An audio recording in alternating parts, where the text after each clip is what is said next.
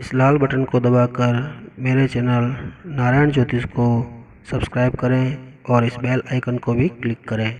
एक बार गौतम बुद्ध अपने आश्रम में अपने सभी शिष्यों को शिक्षा दे रहे थे कि दुनिया की सबसे तेज छुरी हमारी जबान है और दुनिया के सबसे खतरनाक हथियार हमारे शब्द हैं, जो बिना किसी का खून बहाए लोगों को अंदर ही अंदर मार सकते हैं। हमारे शब्द हमारी ताकत हो सकते हैं, लेकिन यह हमारी सबसे बड़ी कमजोरी भी हो सकते हैं। अगर हमें नहीं पता कि कब, कहाँ और क्या और कितना बोलना है, यदि हम सही समय पर सही इरादे के साथ सही शब्दों का प्रयोग करते हैं तो यह हमें एक सफल व्यक्ति बनाता है। लेकिन अगर हम सही समय पर सही इरादे से सही शब्दों का इस्तेमाल नहीं करते तो यह हमारे जीवन को नर्क से बदतर बना सकता है। तो आज एक कहानी के माध्यम से मैं आपको बताने वाली हूँ कि चुप रहकर कैसे हम अपने जीवन को बदल सकते हैं। जापान में एक बहुत ही प्रसिद्ध बौद्ध भिक्षु रहा करते थे। उनका नाम रिसाई था। रिसाई अकेले रहते थे। दुनिया के शोर शराबे से दूर जंगल में वो रहते थे। वह बड़े ही ध्यानी और प्रभु भक्त व्यक्ति थे, इसलिए वह पूरे जापान में बहुत प्रसिद्ध थे। एक दिन एक राजकुमार रिसाई के पास आया और बोला, हे प्रिय भिक्षु, मैं हमेशा थका हुआ, निराश और परेशान महसूस करता हूँ। मेरा मन बहुत अशांत रहता है। हालांकि मेरे पास सब कुछ है, दौलत, शोहरत, सुख सुविधाएं, जो हर व्यक्ति चाहता है या पाने की इच्छा रखता है, लेकिन फिर भी मेरे अंदर इतनी अशांति और चिंता क्यों है। रिसाई ने उसकी बात बहुत ही ध्यानपूर्वक सुनी और कुछ सोचने के बाद कहा, तुम इस प्रश्न का उत्तर जानते हो, बस तुमने कभी इस प्रश्न को हल करने की कोशिश नहीं की है। रिसाई ने आगे कहा, मैं एक रिसर्च करना चाहता हूँ, क्या तुम मेरा साथ उसमें दोगे? इस रिसर्च के बाद तुम्हारे जीवन में किसी भी तरह की अशांति और चिंता नहीं रहेगी। ये बातें सुनकर राजकुमार बहुत हैरान था। उसने रिसाई से कहा, बताइए मुझे क्या करना होगा? अपने मन की शांति के लिए मैं कुछ भी करने को तैयार हूँ। राजकुमार की इन्हीं बातों को सुनकर भिक्षु ने कहा, तो फिर आप अगले 15 दिन के लिए मेरे आश्रम में रहोगे और एक सामान्य व्यक्ति की तरह अपना जीवन व्यतीत करोगे, और इन 15 दिनों में तुम अकेले और चुपचाप रहोगे, जितना हो सके कम बोलोगे। राजकुमार उस भिक्षु की बातें सुनकर सहमत हो गया। पहले दिन राजकुमार को लगा कि उसका मन सामान्य से अधिक अशांत और विचलित है। उसके मन में तरह तरह के विचार आ रहे हैं और वह आम लोगों की तरह जीवन जीने में असहज महसूस कर रहा है। उसे अंदर से बोलने की इच्छा हो रही थी, लेकिन वह चुपचाप रहा। उसके मुंह से एक भी शब्द नहीं निकला, बस वह चुपचाप बैठा रहता। लेकिन रात होते होते उसे अंदर ही अंदर शांति का अनुभव होने लगा। उसके लिए यह अनुभव अजीब था। वह खुद से पूछ रहा था कि वह अंदर ही अंदर इतना खुश क्यों है। उसकी आंतरिक बेचैनी और चिंता कम क्यों होने लगी। पहले दिन राजकुमार अकेला चुपचाप बैठा रहा और वह प्रकृति को निहार रहा था। वह पौधों को, फूलों को, आकाश में उड़ रहे पक्षियों को, वह अपने जीवन में पहली बार यह अद्भुत दृश्य महसूस कर रहा था।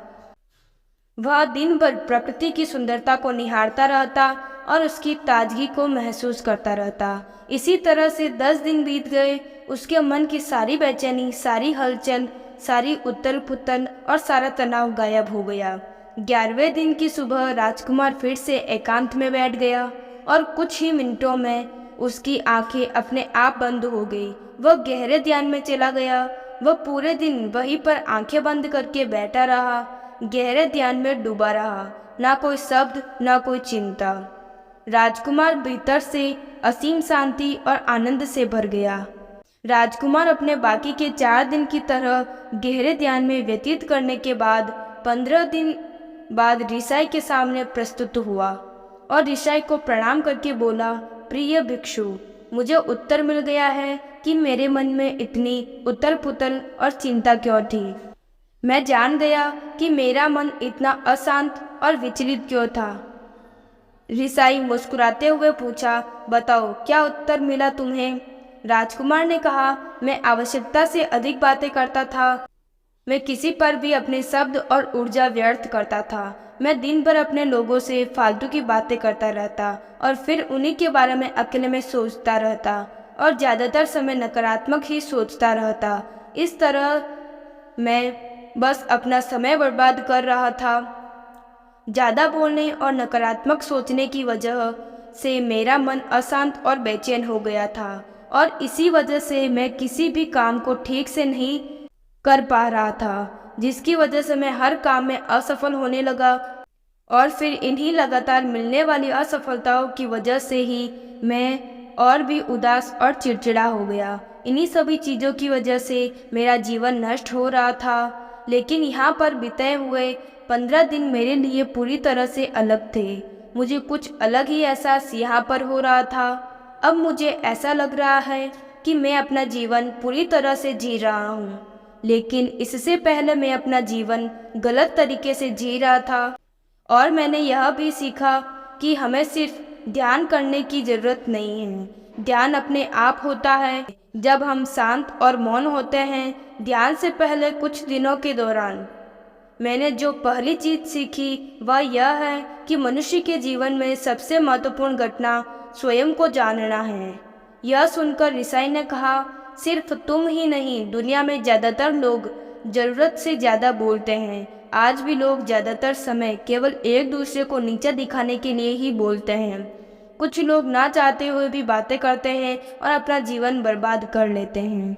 रिसाई ने राजकुमार को चुप रहने का महत्व समझाते हुए कहा, एक बार गौतम बुद्ध से उनके शिष्यों ने पूछा, प्रिय बुद्ध, आप ज़्यादातर समय चुप क्यों रहते हैं? बुद्ध ने कहा, क्योंकि चुप रहने से व्यक्ति अंदर से अनंत शांति की गहराइयों में होता है। मौन अपने भीतर उतरने की पहली सीढ़ी है। मौन के बिना स्वयं को जानना असंभव है। स्वयं को जानने और समझने का पहला नियम है, मौन हो जाओ।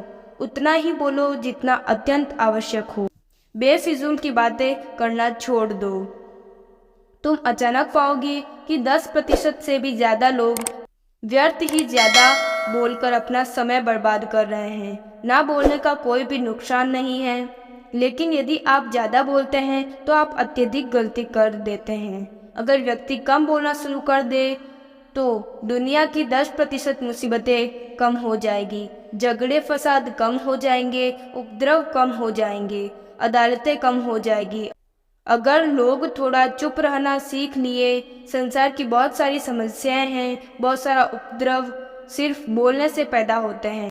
सारी बात मौन सीखने की है। जब तुम नहीं बोलते तब तुम एकांत में अकेले हो गए। भरे बाजार में भीड़ में खड़े हो नहीं बोलते, हिमालय के शिखर में पहुंच गए।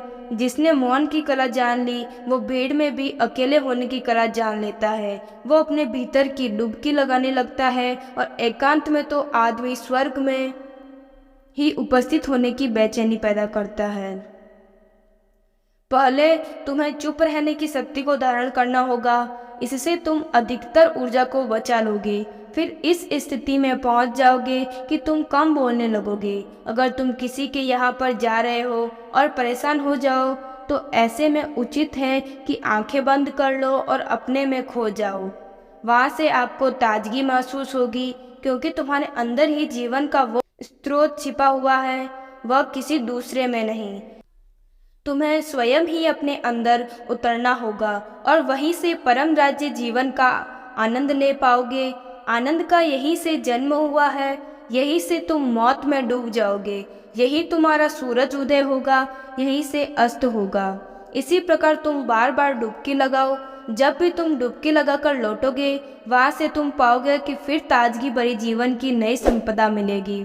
इस नई शक्ति के जन्म होने से तुम्हारी थकान गई, उदासी गई, चिंता गई। जैसे कोई स्नान करके लौटता है तो शरीर शीतल हो जाता है, शांत हो जाता है। ऐसे ही जब कोई भीतर से साफ होकर वापस आता है, मौन में स्नान करके लौटता है, तो समस्त अस्तित्व, समस्त व्यक्तित्व शांत और मौन हो जाता है, आनंदित हो जाता है। जब तुम आंतरिक मौन की उस पराकाष्ठा पर पहुंच जाओगे, तब तुम पाओगे कि बोलने से भी तुम्हारा मौन खंडित नहीं होता, वो बना ही रहता है। उसकी एक अंतर्धारा लगातार तुम्हारे भीतर बहती रहती है। तुम बोलते तो हो, तुम शब्द का उपयोग भी करते हो, लेकिन वो तुम्हारे मौन को खंडित नहीं कर पाती। एक बार गहरे मौन में स्थित हो जाओ, फिर तुम्हारी वाणी में भी मिठास आ जाएगी। तुम्हारा बोलना संगीतपूर्ण होगा, तुम्हारा बोलना सत्य होगा। तुम बोलोगे तो दूसरों पर भी शीतलता छा जाएगी।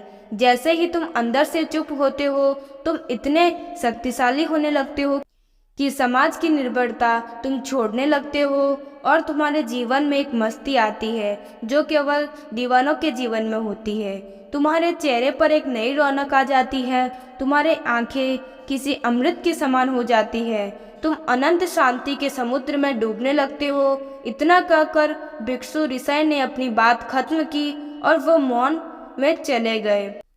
राजकुमार उनका अपवाद कर कर अपने महल में चला गया। आपने भी अनुभव किया होगा कि बहुत ज़्यादा बात करने से दिमाग अशांत हो जाता है, जिससे हम अपने दिमाग पर नियंत्रण खो देते हैं, साथ ही अपना ध्यान भी खो देते हैं। जो लोग बहुत ज़्यादा बोलते हैं, उनके पास किसी एक काम पर ध्यान केंद्रित करने की काबिलियत नहीं होती। वो अपने किसी भी लक्ष्य पर पूरी तरह से केंद्रित नहीं कर पाते। अगर हमारा दिमाग एक जगह केंद्रित नहीं है, तो हम जीवन की सच्चाई नहीं समझ पाते और ना ही मनचाही सफलता कभी हासिल कर पाएंगे। इसके अलावा भी आपने देखा होगा कि जो लोग अधिक बोलते हैं, वो अक्सर लोगों के बीच हंसी का पात्र बन जाते हैं। जो लोग कम बोलते हैं और अपनी बात पर कायम रहते हैं, उन्हें लोगों से सम्मान मिलता है, लोग उनकी बातों को सुनते हैं, उन पर भरोसा भी करते हैं। जो लोग ज़रूरत से अधिक बोलते हैं और अपने विचारों के बारे में पक्के नहीं होते, उनका दिमाग स्थिर और विचलित रहता है, शोर से भरा रहता है और एक अशांत दिमाग वाले व्यक्ति जीवन में किसी भी चीज़ में सफल नहीं हो पाता, क्योंकि वह किसी भी काम में फोकस नहीं कर पाता। यदि किसी व्यक्ति को यह पता है कि उसे कब, कहाँ और क्या बोलना है, तो वह व्यक्ति सच में बहुत बुद्धिमान है और ऐसा व्यक्ति जहाँ भी जाता है, उसका व्यक्तित्व आकर्षण का केंद्र बन जाता है और वह जो कुछ भी करता है उसमें सफल अवश्य होता है। अगर हम किसी महान और सफल व्यक्ति के व्यक्तित्व को गहराई से देखें, तो पाएंगे कि वो कम बोलते हैं, कम से कम शब्दों में अपनी बात खत्म कर देते हैं। वो बोलने से पहले वो चीज़ों और जिसके बारे में उसे बोलना है उसके बारे में गहराई से सोचते हैं। लेकिन जो लोग बहुत ज़्यादा बोलते हैं, बहुत बार वो झूठ भी बोलते हैं, अपनी बातों से दूसरों के मन और विचारों पर कचरा डालते रहते हैं। वह ज़्यादातर समय दूसरों की बुराई करते रहते हैं, इसलिए उनके अपने भी उनसे नफरत करने लगते हैं, उनसे बचने की कोशिश करते हैं।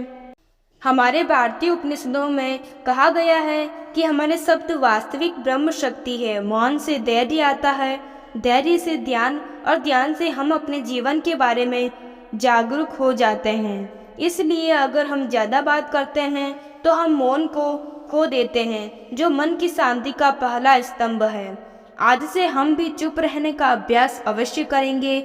आज से हम भी वही बोलेंगे जो जरूरी है। हम कोशिश करेंगे कि कम से कम शब्दों में अपनी बात खत्म करें और हो सके तो कोशिश करेंगे कि रोज कम से कम 30 मिनट एकांत में चुपचाप बैठेंगे। मुझे पूरा विश्वास है कि इससे हम सबके अंदर एक सकारात्मक बदलाव जरूर आएगा। धन्यवाद। आपको मेरी यह कहानी कैसी लगी? अगर अच्छी लगी हो तो इस वीडियो को लाइक करें और मेरे चैनल को सब्सक्राइब करें।